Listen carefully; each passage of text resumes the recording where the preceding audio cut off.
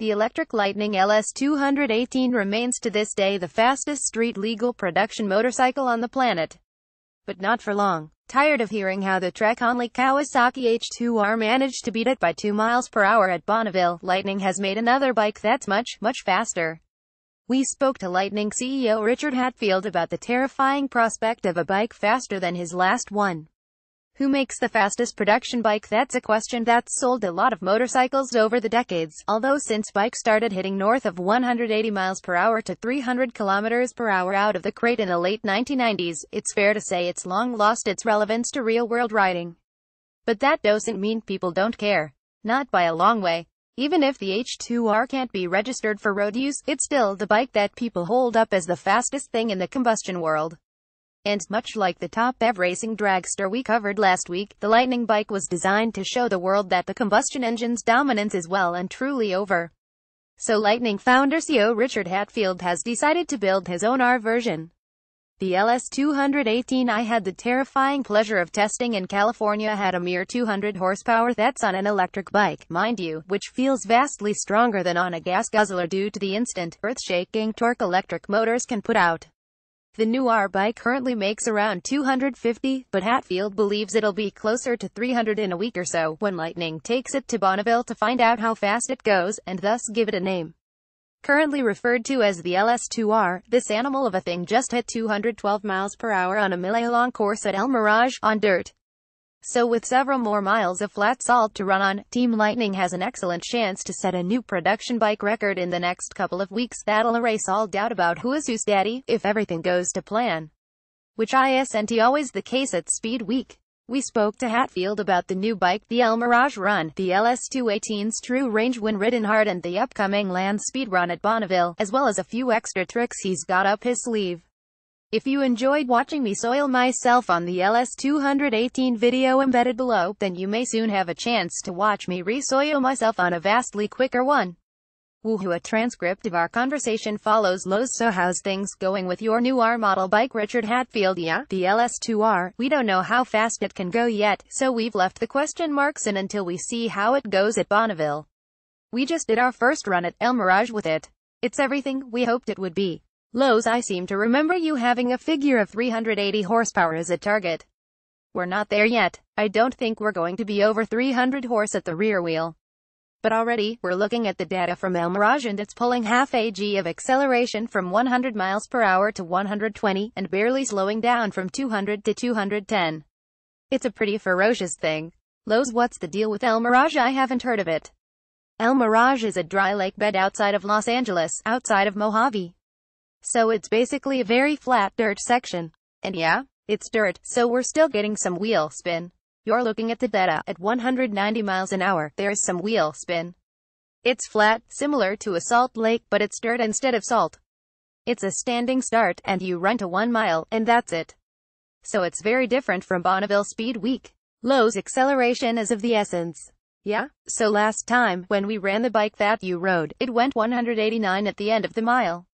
And this one went 212. And that was the first run we didn't really get a chance to dial it in at all. We're very encouraged. Lowe's, so at the end of just 1 mile, you're nearly up to the outright top speed of the LS218. Yeah, we're getting very close. Lowe's, dear God, what sort of horsepower is it running at the moment? We're still dialing the power up. When we were there, we were just under 250 horsepower at the rear wheel. I'm pretty sure there's still another 20 or 30 horsepower in it. Lowe's, what sort of things are you changing to bring the power up? The big thing is current, but you also changed the timing of the magnetic flux. A lot of small parameters, trying to get everything as tuned up and happy as we can. But the big one is current. Lowe's, you mean just purely trying to suck more power out of the battery, yeah? The batteries are not even close to their limit, but being able to take that DC power and convert it to AC power and control it, and not let all the smoke out of the electronics if you get something wrong. We have to kind of inch up on it a bit at a time. It's a lot of power, so when things go wrong, they go wrong in a big way, and pretty fast. Lowe's, so it's an upgraded battery pack, an upgraded motor. The motor hasn't changed a lot. The electronics have changed a lot. The batteries changed. So yeah, it's mainly the battery and the electronics that control the battery power and feed it to the motor. The motor, we don't have to change a lot. Lows even as you head up over 300 horsepower, yeah? We can get 300 horse out of the motor. It's just packaging it all on a bike and making it controllable and repeatable. I guess kind of the gasoline analogy is boost. We just keep adding boost to it and then tuning the timing and the mixture and all that, making sure it stays within safe parameters. Lows. So what do the dyno curves look like on this bike, huh? The horsepower is pretty much a straight line from 0 up to 9,500. At 9,500, it just decreases the angle slightly and hits the red line and falls off. That's a big part of it. We were just looking at the data tonight. I think 110 to 120 miles per hour was like 1.3 seconds. And 200 miles per hour to 212 was just under 3 seconds. Lows. So it's pulling like a monster, even at those speeds. Yeah, even at over 200 miles an hour, it's accelerating at pretty close to the same rate it does at 100.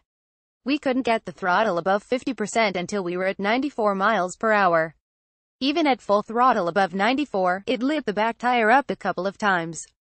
Lows. You've got a brave man on that bike. Who's riding it for you? Jim Hoogerhide, the guy that's been doing all the stuff at Bonneville for us.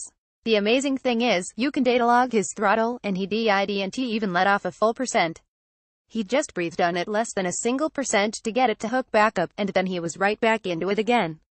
And it lit up again, and he breathed on it that 1% and just pinned it again. Laughs. My mind just wouldn't think that way, you know. Lows. God bless people like him. He has a different way of looking at things than I do. Lows. And you're gonna start putting this crazy powertrain into customer bikes, yeah? We're gonna do the same thing all the major manufacturers do, which is you make it available with all the best parts and sell it for twice as much. Lows. So you're talking about a 70-something grand bike now for the R version? I think so, yeah? For a couple of reasons. One is, it needs to be a lot more profitable, because it's going to be a lot more, well, not everyone should have a bike like that. Lows. I'd be struggling to name 5 people that should. Is it fair to say this is a bit of a reaction to the Kawasaki thing, yeah? When they came out with the H2R, there were a lot of people who compared our bike to that one, including you. We wanted to make a response to it. Lows. And at the end of the day, that's not a road registerable bike. Yes, but at some point we're going to do a comparison. We'll get a guy to bring an H2 and an H2R out, and we'll bring a ls-218 and this new R bike, and we'll see what happens. Lows. What top speed is the bike geared for? When we did that El Mirage run, we were geared for somewhere around 230 at 10,000 revolutions per minute. The GPS data showed 212.8 miles per hour at 8,800 RPM. Lows. So there was still another 1,000 RPM before it'll even start tailing off. Lows. So you're expecting something in the 230s range at Bonneville? You know, I hate to make predictions, because the universe tends to punish me when I make predictions. Let's say this: if we manage to go faster than we did before, it'll consider it a success. If we get into the 220s, it'll consider it a big success, and anything over that will be whipped cream and ice cream on top of it. Lows. What's the fairing you're running? It's the same Bonneville fairing we ran before, so it's an aerodynamic fairing that lets the rider get out of the wind and makes the bike slippery. It's the same kind of fairing that most of the bikes that go out to Bonneville and try to set sit-up records run. Lows. Right. So you can get a production bike speed record with a modified fairing. Lows. What else can you change and still have a production record? The SCTA, the Southern California Timing Association, they basically have one class right now for anything steam-powered, gas turbine-powered, or electric-powered. So basically, anything in that class is legal. Lows. Do people bring those Y2K turbine super bikes down? Lows. They're making, what, 400-odd horsepower now? That's what they say. Yeah, Lows. I think they used to say 400 kilometers per hour or you get your money back. I don't know if that's ever been tested. It's interesting. We know a bunch of people that run big, turbocharged Hayabusas and Hondas and all that. And they're finding on those boosted bikes that they're actually going faster when they turn it down a bit. You can only put so much power through the tire. If the boost comes on too quickly, you just lose traction. Lows. And do you feel that's less of a problem for an electric? Yeah? And so do all the old land speed guys. Because it's just much more linear, and you don't have the power pulse. If you've driven on snow, you'll know that once the tire starts spinning, you just don't go anywhere. But if you just gently feed the throttle and keep it from spinning, you go. Each time you have a power pulse, that's breaking traction, and you have to let things settle to get traction again. Lowe's. So the plan is to head back to Bonneville on August 12th, and take a run at Speed Week to work out what name you can give this LS2R bike, yeah? To figure out what those question marks should be. Lowe's. What's next after that? Get some bikes ready to deliver to customers. We're in the process of setting a factory up in Asia, so we can build bikes a lot faster. Lowe's. Will that bring the price down as well? Lowe's. How are things going in terms of batteries and charging? Are you seeing the drop in cost that you were hoping for? We are, yeah?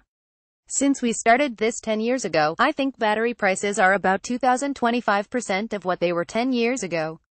Charging. I mean, especially here on the West Coast, you can ride anywhere and charge with a decent battery. Lowe's. We get some questions about what sort of range your bikes do under full load. Well, we built a bike with a 23 kilowatt-hours pack, and took it to Laguna Seca and let a former Motip rider, Gregorio Lavilla, do laps on it. He was able to do just under 50 miles at full race speed, which was unheard of even a couple of years ago. I think he was very surprised. We also had Loris Capirossi ride it at Circuit of the Americas in Austin. Again, he's just a different kind of rider. We talked to him about how the power comes on, and the torque, and he kind of nodded his head and agreed. Then he went about 50 feet down the paddock and just banged the throttle open, stood the bike straight up and accelerated in a wheel stand up to turn one at the top of the hill, then dropped his knee and started doing laps. That's an interesting way to get to know a bike. The film crews were there, the cameras were rolling, the top brass of the FIM and Dorna were there. It wouldn't have been a great time to have a mistake, but he wasn't concerned about it. Lowe's. More brown underpants in the pits than on the bike. And what was his reaction when he got off? He said it was really fast, faster than the Moto2 bikes. He said he was on the back straight, and he looked down, and saw 170, and was surprised he was going that fast. He said he really enjoyed it. Lowe's. When do you plan to start delivering the LS2R bike? We're planning on delivering one to a customer a bit later this year. Lowe's. Cool. And when are you going to have one I can shit myself on again? Let me know when you're around, and we'll find a way to make it happen. Your video of the LS218, we watch that all the time and just laugh our heads off. When you go full throttle on Skyline, everybody loves that bit. Everybody who sees you do that run, they get it at a deep emotional level. Lowe's. I'm looking down at my hands now, and they're starting to sweat, just thinking about it. Laughs. We're looking forward to having you ride this new bike, because looking at the data, it's accelerating at half a G at 150 miles per hour. It's just a different thing altogether. We're hoping we can have our mid-price bike ready for you to ride as well. Oh, and we're also working on a little electric version of a Grom.